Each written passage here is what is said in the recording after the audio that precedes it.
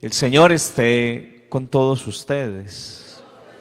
Proclamación del Santo Evangelio según San Mateo.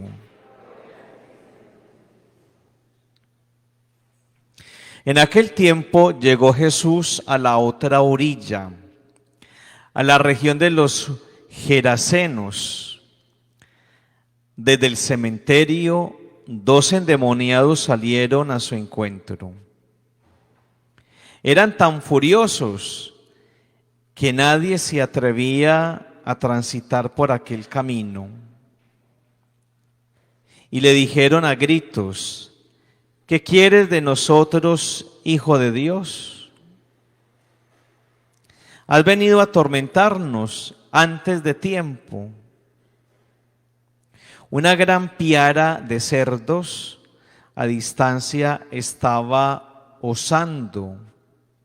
Los demonios le rogaron: si nos echas, mándanos a la piara. Jesús les dijo: id. Salieron y se metieron en los cerdos, y la piara entera se abalanzó acantilado abajo y se ahogó en el agua. Los porquerizos huyeron al pueblo y lo contaron todo, incluyendo lo de los endemoniados. Entonces el pueblo entero salió a donde estaba Jesús y al verlo le rogaron que se marchara de su país. Palabra del Señor. Gloria a ti, Señor Jesús.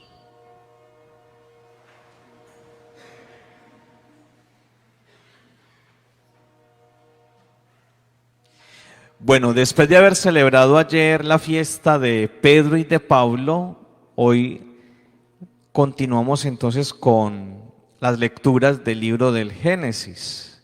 La historia de, ¿se acuerdan? De Abraham, de Sara, de los patriarcas. ¿Qué pasó hoy? Abraham tenía 100 años.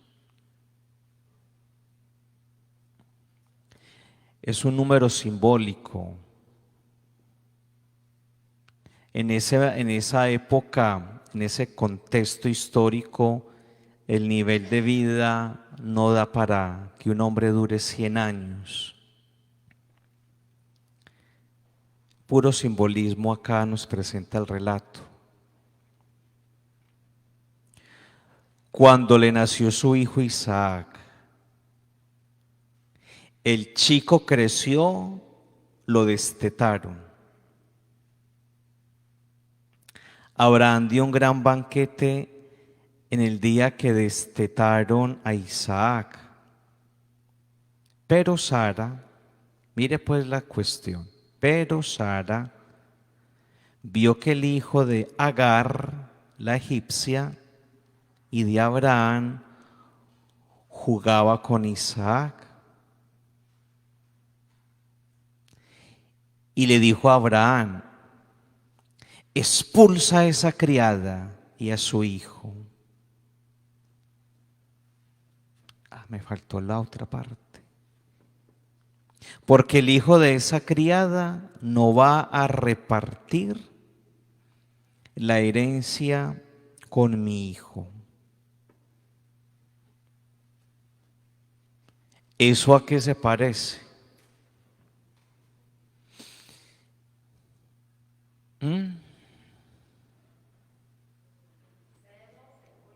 Celos, egoísmo, miedo, injusticia. No tanto envidia, porque Sara, ¿qué puede envidiarle a la esclava, a la sirvienta? Nada. La cuestión va más bien por lo que ustedes han dicho, por lo anterior. Hay un miedo. Detrás de todo eso nos encontramos con una mamá protectora o sobreprotectora, una mamá que tiene mucho miedo de que su hijo pierda ¿qué? Pierda la herencia. ¿Qué significa la herencia? La seguridad, ¿cierto? Uno cuando lee en la Sagrada Escritura todas estas historias, uno dice, pero bueno, no se supone que todos estos personajes son modelos de vida. Esos personajes del Antiguo Testamento son personas que han tenido, Guadalupe, una experiencia de Dios muy profunda, que han sentido a Dios, que han experimentado que Dios se revela y sobre todo que Dios es generoso. Porque recordemos quién es este par de personajes, Abraham y Sara. No tenían tierra, mi Dios les dio una tierrita. No tenían hijo, mi Dios propicia un hijo. Es decir, Dios ha sido generoso. Dios se ha manifestado como el que provee, el que da. Parece que Sara no ha podido ¿qué? Como caer en cuenta de la cosa. Dios nos lo ha dado todo, pero Sara sigue con un corazón ¿qué? Mezquino y egoísta.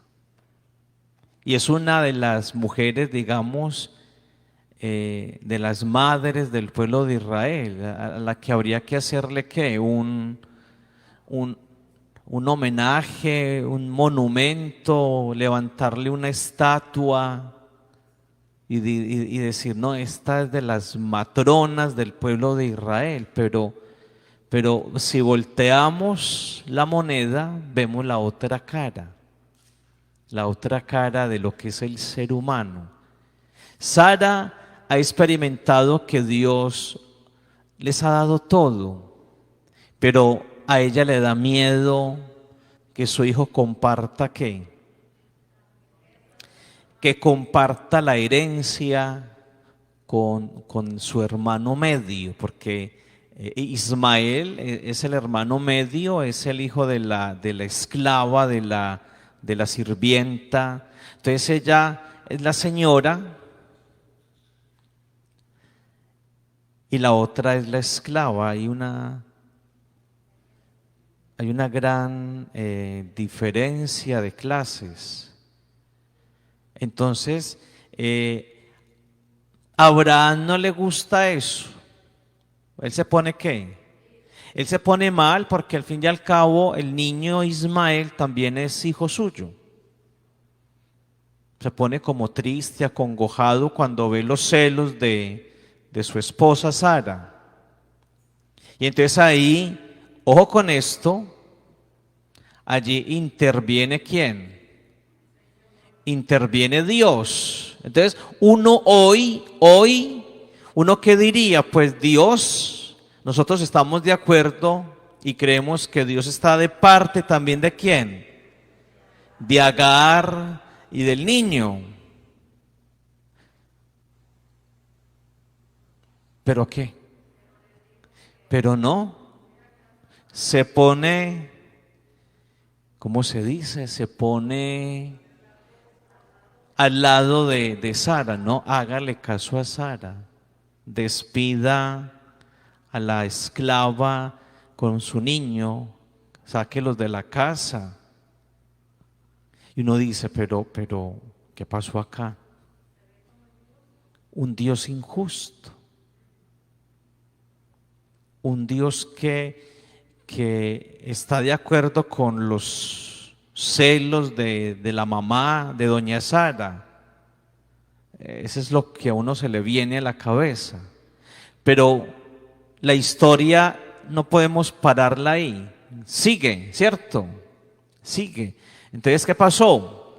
La esclava sale con su niño, se va para la calle, bueno, para la calle no, se va para el desierto. En el desierto, ¿qué hay?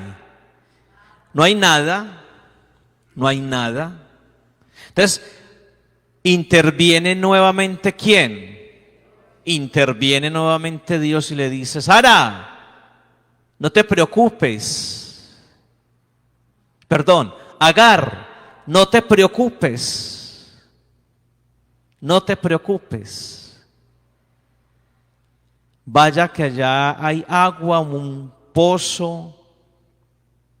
Y dice, ¿y cómo termina la historia? El niño, se me olvidan los nombres ya. El niño Ismael va a crecer, va a ser un gran hombre, dice ahí que va a ser un buen arquero. Y entonces la historia como que empieza como muy turbia, como muy oscura, como muy triste, como de mucha injusticia, pero va dando ¿qué? Va dando un giro. No podemos leerla hasta cierta parte, no hay que mirar todo el contexto de la historia. Entonces, ¿aquí qué podríamos aprender hoy nosotros? ¿Hemos tenido experiencia de Dios? Claro que sí, pero somos débiles, cometemos errores, nos dejamos llevar por el egoísmo, el miedo, nos cuesta soltar mezquindad, lo que le pasó a Sara. Sara, a pesar de que es una mujer de Dios, tiene su otra cara, la moneda tiene dos caras. Sara tiene luces, pero también tiene ¿qué? Tiene sombras, tiene oscuridades, igual que cada uno de nosotros. Cada uno de nosotros, así como tiene virtudes, también tiene ¿qué? Tiene defectos. El ideal, ¿cuál será? Muchas virtudes, cero defectos. El ideal. La propuesta de Jesús de Nazaret es: cada día sé mejor. Cada día vas a ser mejor. Sara, la mamá sobreprotectora, celosa, mezquina, egoísta, que no quiere que su hijo comparta con el otro niño, con su hermanito medio, pero por el otro lado aparece la imagen de un Dios que no se olvida de quién, que no se olvida de Agar y de su hijo. Ustedes miren los polos. Sara, luces y sombras. Dios, el generoso, que no se olvida de quién, del pobre. Cuando hablamos del pobre estamos hablando de cada uno de nosotros, del frágil, del indigente. ¿Quién es el indigente? El que necesita del otro. Entonces mi Dios acá, a pesar de que apoya a la Sara, no se olvida de quién, no se olvida de Agar y de su hijo pequeño. Muy bien, pasemos la página. Guadalupe, ¿evangelio de qué? De Mateo. ¿En qué lugar está Jesús? ¿En qué lugar está el Señor hoy? Hoy el Señor madrugó ¿a dónde? Se nos fue el Señor por un cementerio. ¿Cómo le parece? Sería a llevar flores, a llevarle mariachis a los muertos. ¿Ah? ¿Cierto que no? Hay que llevarle mariachis a los que están vivos, para que bailen y pasen bien bueno. Llegó Jesús a la otra orilla, región de los Gerasenos. No es Israel, es una región de paganos. ¿Por qué de paganos? Porque ¿cómo nos damos cuenta de que es una región de paganos? Porque hay ¿qué nos dice el relato? ¿Cómo nos damos cuenta? Porque hay cerdos, porque hay cerdos. Hay ¿saben qué es marrano? Marrano es lo mismo que cerdo o puerco, o ¿cómo? Cochino también se le dice al cerdo, pues. Cochino, marrano, cerdo, puerco. Inclusive se utiliza mucho como insulto. Usted es un puerco. Un puerco. Usted sí es cochino. Usted es un marrano. Un insulto, pues una ofensa que tiene que ver con ¿qué? Con la suciedad. Entonces, el pueblo de Israel considera el cerdo, el animalito, como sucio, impuro. Y viéndolo bien, ustedes se acuerdan cuando en su casa o en el rancho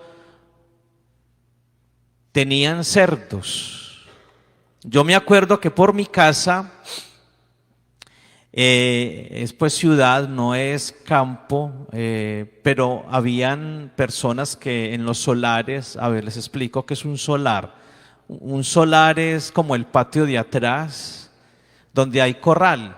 Tienen gallinas, pollos, y también tenían en algunas casas, como eran casas grandes, tenían cerdos. Entonces yo me acuerdo que en la mañana o en la tarde pasaba un señor con una carreta, unas canecas,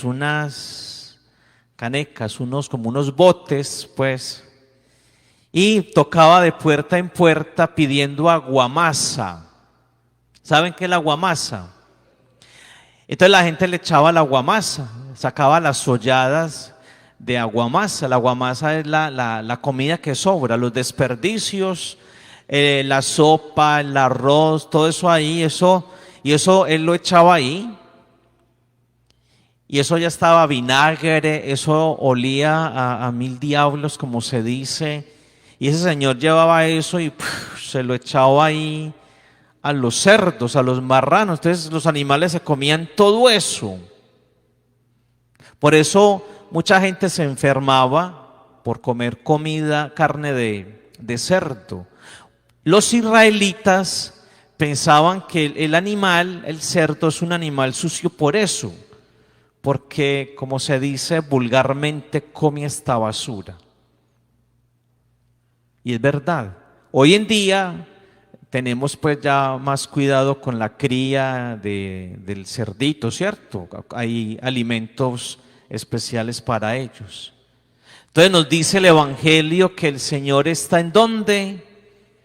En una región de paganos, porque hay ¿qué? Porque hay cerdos, que significa que hay suciedad, impureza, podredumbre. ¿Y en qué lugar está el Señor? En un cementerio. ¿Y qué es lo que hay en un cementerio? Cadáveres, descomposición. Desde el cementerio, 2 endemoniados salieron a su encuentro. Entonces, el cadáver para los israelitas no se podía tocar el cadáver. Por eso, dentro de las profesiones, los médicos eran mal vistos para los israelitas, porque el médico toca el cadáver. Para ellos esa profesión no es buena.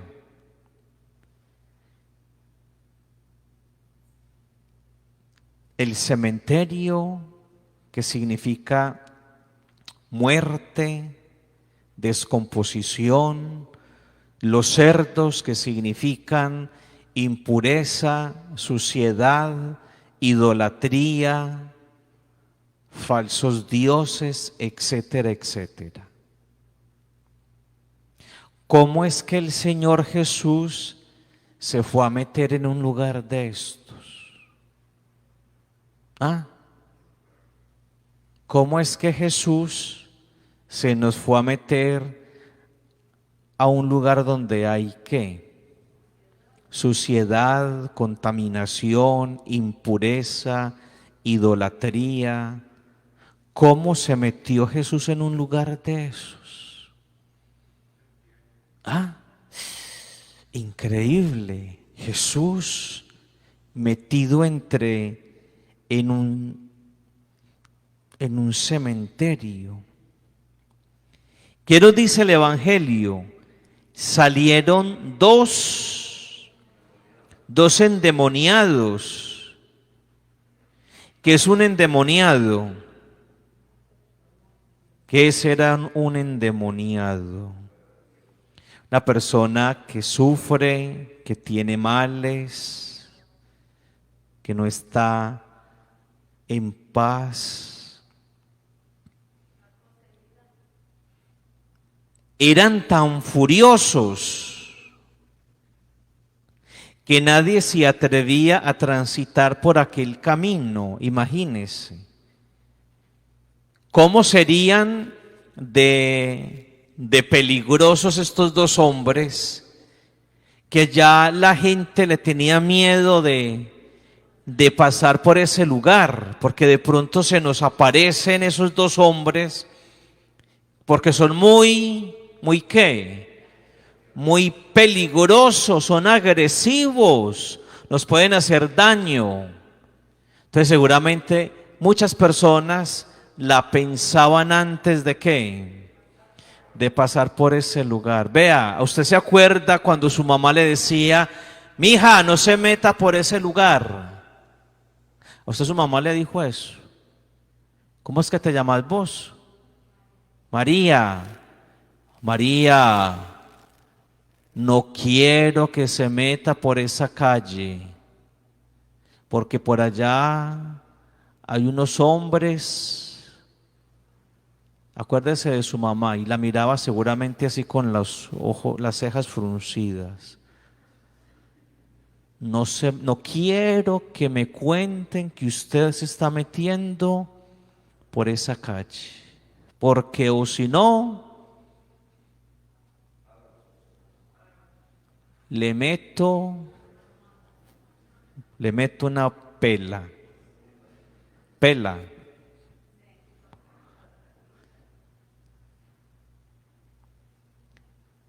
La gente le tiene miedo a estos hombres. Están mal. ¿En qué lugar viven? En el cementerio.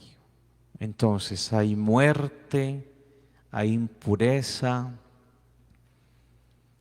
hay violencia, hay miedo. Todo lo negativo está allí. Pero el Señor pasa por allí. El Señor es el único que se atreve a ¿qué? Los otros tienen miedo. Jesús no tiene miedo. Entonces lo ven de lejos y ¿qué le dicen? ¿Cómo lo llaman? Muchachos, Hijo de Dios. El mal que se representa en estos dos hombres reconocen a Jesús como Hijo de Dios. Has venido a atormentarnos. No, Jesús no viene a atormentar al hombre. ¿Vienes a qué, muchachos? Viene a liberar al hombre del sufrimiento, de la muerte, de la suciedad del corazón. No vengo a atormentarte, no vengo a condenarlos, no vengo a mandarlos ¿a dónde? Al infierno. Vengo es a qué? A limpiar, vengo a limpiar porque es que están, ¿qué? Están sucios, están mal, están atados al mal. Entonces, ¿qué es lo que hace Jesús? Limpia, sana, restablece la vida de estos dos hombres. No vengo a atormentarlos. Mi Dios no viene a castigar a nadie. Métase en esto en la cabecita. Mi Dios no viene a castigarnos. Pero es que me he equivocado muchas veces. Sí, te has equivocado. Pero es que he llevado una vida muy desbaratada. Sí, pero mi Dios no viene a ¿qué? A castigarte.